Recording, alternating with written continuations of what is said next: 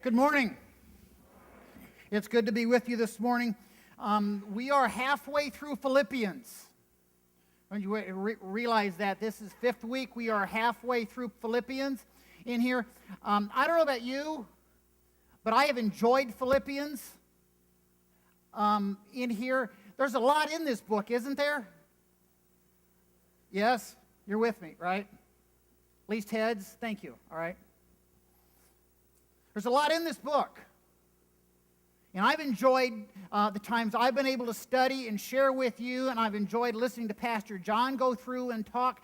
We've talked about joy and rejoicing. We've talked about belief and believing and suffering. Last week, Pastor John talked to us about that great passage from first part of Philippians 2 with humility. Revolved that around humility. And we're going to pick up continue in Philippians chapter 2, verse 12. If you'd grab a Bible as we're going to get there, we're going to be into our Bibles in Philippians, and we're going to be over in Ephesians 2. But just get to Philippians, and we'll go from there. And as you're looking at that, you kind of listen as I talk in the background with you. The story occurred was, I would figure I was probably 10 or 11. It was my very first year I was eligible to join the Boy Scouts. And I had joined the Boy Scouts, and this took place in a summertime at my very first real camp out with Boy Scouts. You know, I'd done a couple of overnights, but this was like the long, week-long camp, and we were excited, and we went up there, you know, and I got scouts over here, you know the drill, right? Ethan, you know, you come in, your first night there, you come in, and you get everything set up, and you got commotions and activities, and learn the routine, going in, and probably a campfire that night, and you went to bed, and the next day you get up, and we were going around and doing all the activities of the day, and the end of the second day rolled around. And it was right about curfew for us. And our scout leaders went in and came up to us and said, "Get your stuff, we're going for a hike." We all went, "Okay." So we all traipse off, and you know, this is up in the Sierra Nevada mountains, and so this is hill. We walk about 30 minutes, and we're walking around trees and walking over cliffs and stuff, and it's pitch black outside, and we walk around and walking up, and for about 30, 40 minutes of this hike they've taken us on, they get us up to a large clearing on the top of a hill. And we're sitting here on the top of this hill, and we're all going, you know, trying to catch our breath from the fast hike up the mountain. And the leader simply said, "Look up." And you had a bunch of city kids, for the first time in our lives, saw a sky full of stars. One of those overwhelming sights of a sky full of stars. I can remember my first reaction was something like, "Wow, God's good, isn't he?" And my second reaction was thinking, that's a lot of light. There's a lot of stars up there, and they're making a lot of light. There's a lot of light up there in the sky. But we probably could have read a Bible that night in there, in here. Because there's amazed at how the stars shined in that darkness. So let's get to Philippians. Philippians chapter 2, verse 12. We'll start off. Paul writes, "Therefore, my beloved." I got to stop you at that word, because we got to make sure we're catching up. What Paul's doing is Paul's thoughts here flow out of what he talked about earlier. But he uses this word beloved. Now I'm going to get a little Greek with you, but not too much on you, I promise here. That word beloved, the word behind that beloved is agape. It's agape. It's that same word that Jesus and John use in chapter John 3:16, when he says, "For God so loved the world." It's God's love for us when he looks at us and sees how we are and who we are, messed up and all.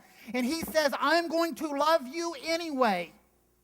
And I'm going to pour out my love upon you, and you're going to be my beloved." And what Paul's saying here, Paul is referencing two things. He's talking about this great love affair that God has with his people and the Philippians, and this love affair that Paul has with the Philippians. This bond that they have, this united that they have going in here, that they're in this together, and they're knit together by Jesus, and they're knit together by love. And he calls them my beloved. Goes on, says, okay, "Therefore, my beloved, as you have always obeyed, so now, not only in my presence, but much more in my absence, work out your own salvation with fear and trembling. For it is God who works in you both to will and to work for his good pleasure." Now, you sit here and you read through that passage, and a lot of people will hit on that phrase that says, "work out your own salvation." You're sitting here going, a lot of people will sit here and go, "I thought it was by grace. I thought this salvation stuff was free. Now Paul's telling me I've got to work for my salvation?" And suddenly confusion sets in here. One of the things we do as Bible students, as people who read the Bible here and study the Bible, one of those principles that we do is, if you come across a passage like this that's a little hard to understand, you go find a passage that's easy to understand and read it first and understand it first. We're going to do that with this passage right here. Show you how that works. What I want you to do is turn to Ephesians chapter 2. Hold your finger in Philippians. Go to Ephesians chapter 2. Now, if you're not familiar with your Bible, Ephesians is the book right in front of Philippians. For most of you, it's probably going to be like maybe a page or two turn. Ephesians chapter 2, and we're going to pick up at verse 8. Ephesians chapter 2, verse 8. So as Paul's writing to the church in Ephesus, he's writing about the same time he wrote the book of Philippians. And he writes this. He says, "For it is by grace you have been saved through faith, and this is not your own doing. It is the gift of God, not a result of works, so that no one may boast." This is one of those foundation passages we talk about as how we're saved, that we're saved by grace through faith. This is that foundation passage, and it basically talks about like this, is that salvation's free.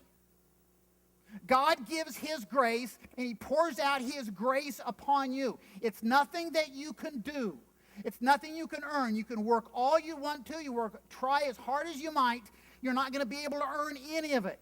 It's God pouring his grace to you free, filling you with his grace, filling you with his faith. It's that grace coming down from God to you and filling you up. With me? Right? Because we've got to hang on to that, because when you're reading this passage in here, you can't stop at verse 9. You've got to keep going and read verse 10.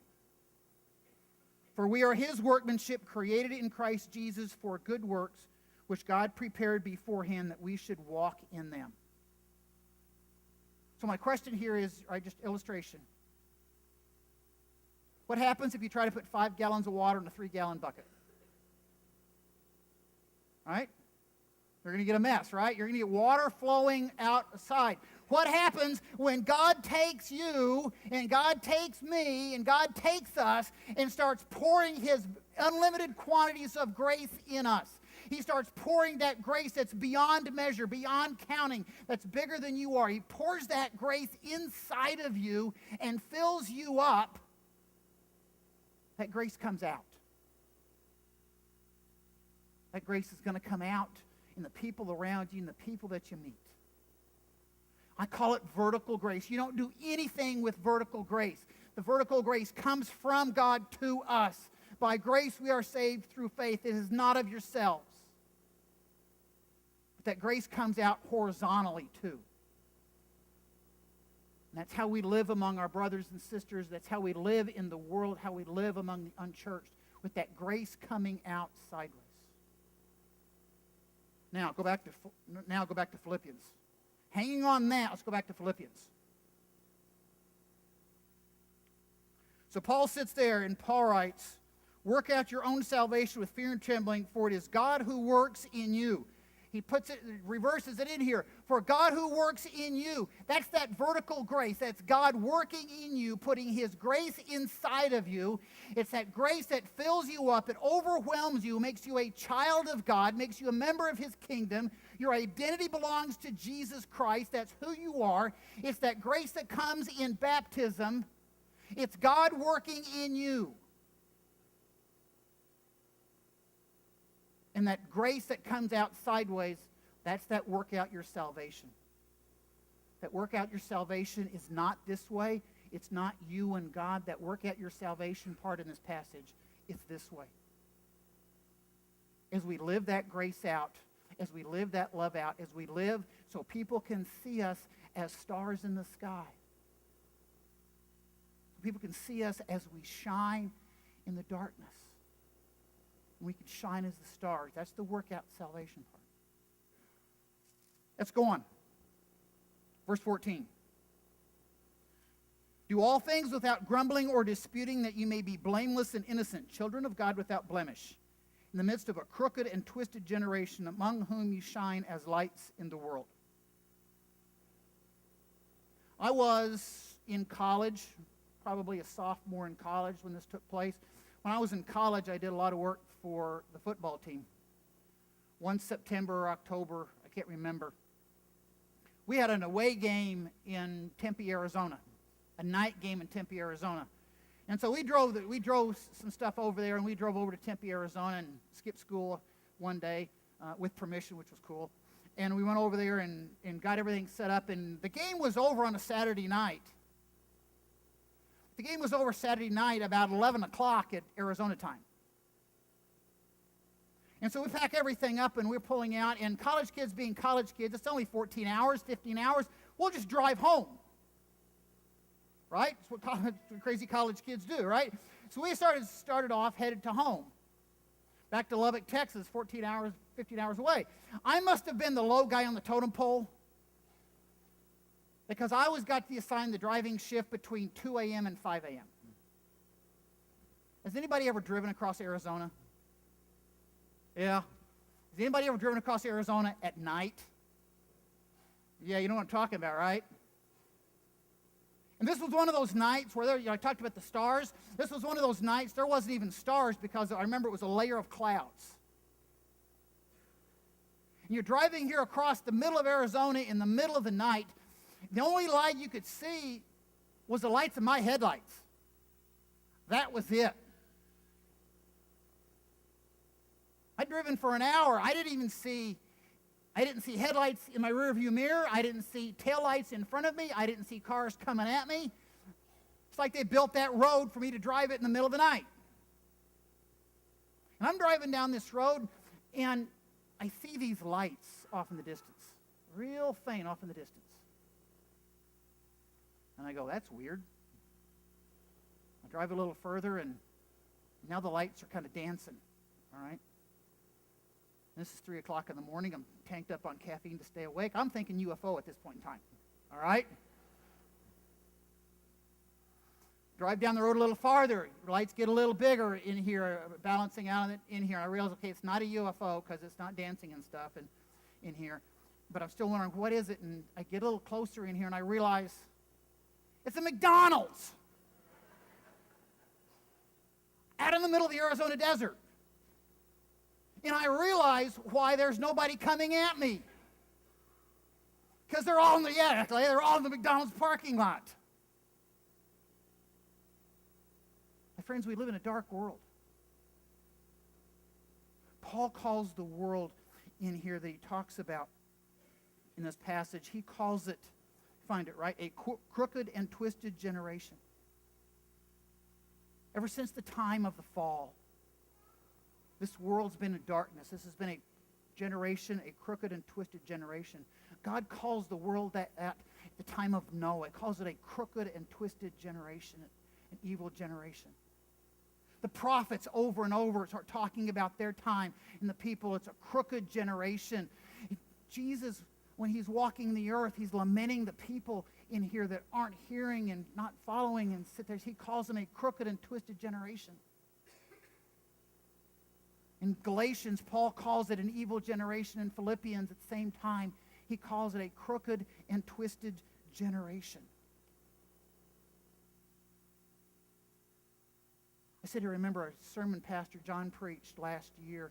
The illustration he used in it, he had met an individual here at church one morning and had talked in here, and then after the service was over, they went up, and he was up at one of the gas stations up the street in here, and the guy didn't realized that Pastor John was kind of over and stuff, and Pastor John overheard the guy that you just talked to here at church letting loose a vile streak of language.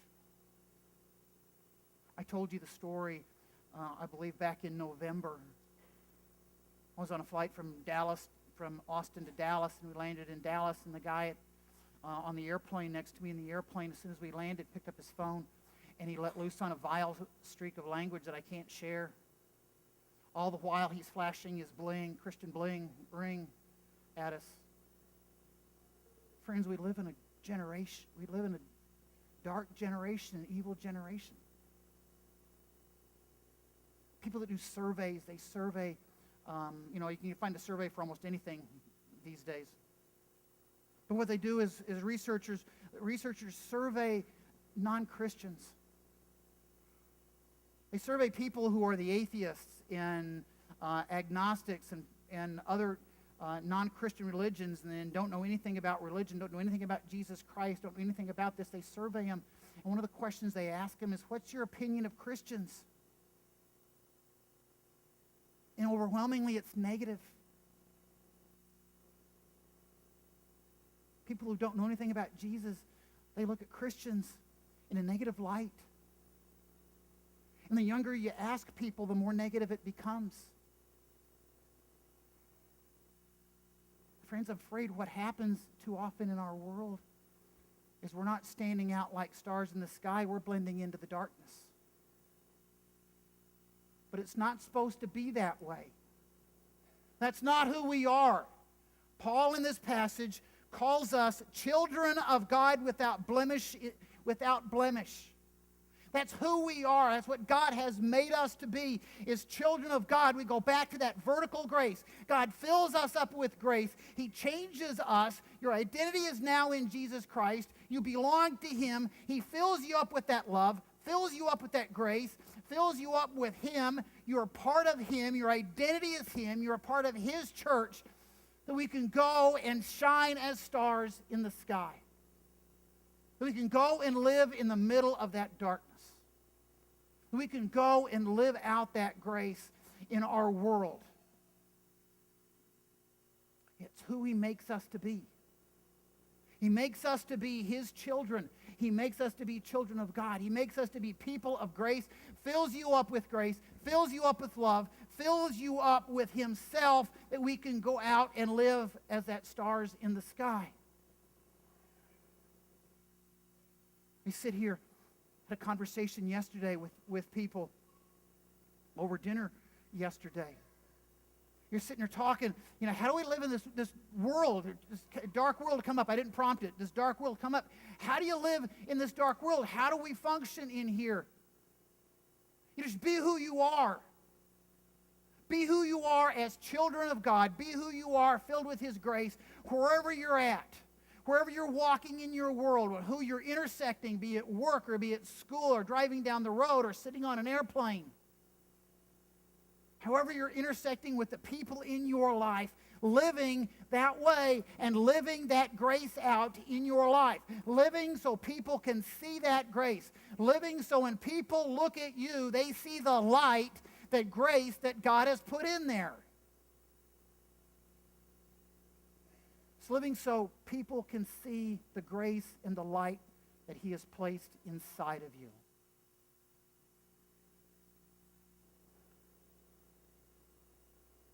There was a eunuch in Ethiopia. Thomas in India.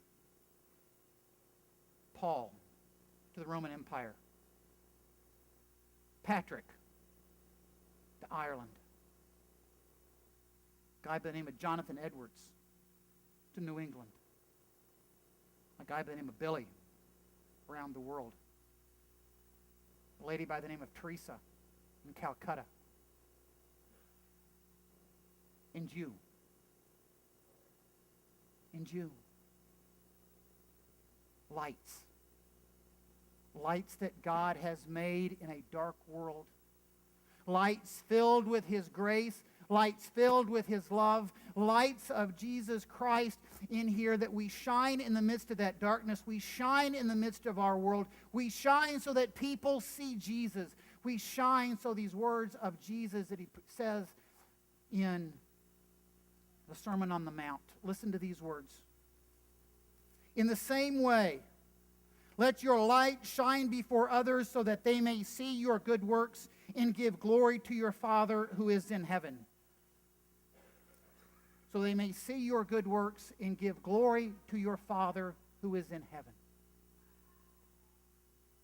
It's how we live. It's what it means to live as the lights, and let your light shine. Amen.